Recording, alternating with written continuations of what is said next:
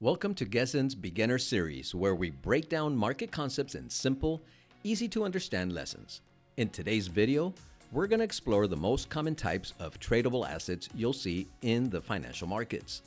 Think of this as your map, a quick tour of everything that people trade around the world. A tradable asset is anything you can buy or sell in a financial market with the expectation that its value will go up or down. Traders, investors, and institutions use these assets to grow their money, protect their money, or simply move money from one form to another. Let's start with the most familiar one, stocks. When you buy a stock, you're buying a small piece of a company. If the company grows, the stock may increase in value. Stocks are popular because they're easy to understand, easy to access, and offer long-term growth potential. Many traders also buy and sell stocks daily to take advantage of price movements. Another common product is the ETF, or Exchange Traded Fund. Instead of owning one stock, an ETF lets you own a whole collection of stocks, bonds, or even commodities, all in one single investment.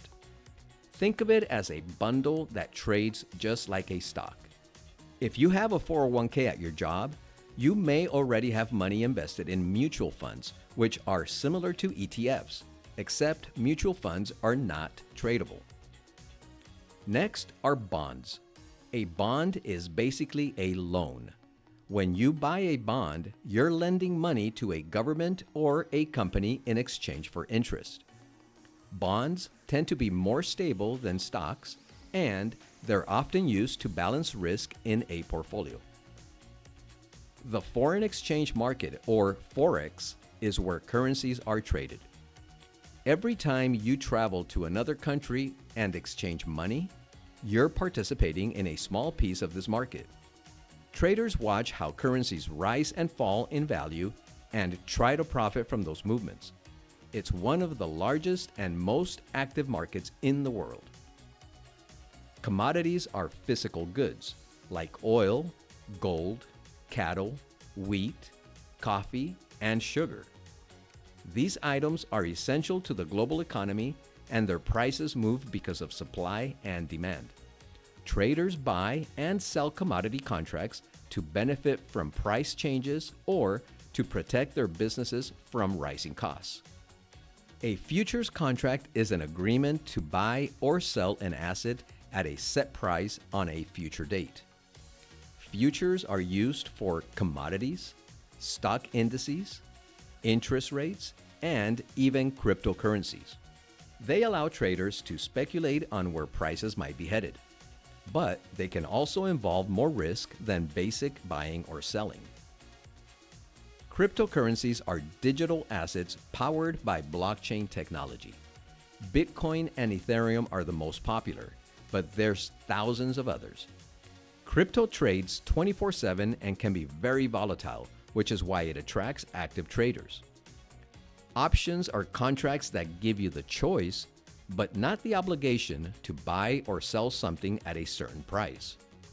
They're powerful tools used to control risk, generate income, or speculate on price movements. Options can be more advanced, so we'll have dedicated videos just for them. You can even trade real estate without buying a property. Products called REITs, or real estate investment trusts, allow you to invest in real estate portfolios through the stock market. They offer steady income and help diversify a portfolio. So to recap, the world's major tradable assets include stocks, ETFs, bonds, forex, commodities, futures, cryptocurrencies, options, and real estate securities. Each one has its own purpose, risks, and opportunities. In the next videos, we'll dive deeper into each category so you can understand how they work and how traders use them every day. Thanks for watching this beginner overview. If you're serious about learning the markets, keep going. These foundations will empower you as you continue your journey inside Guezzin. See you in the next lesson.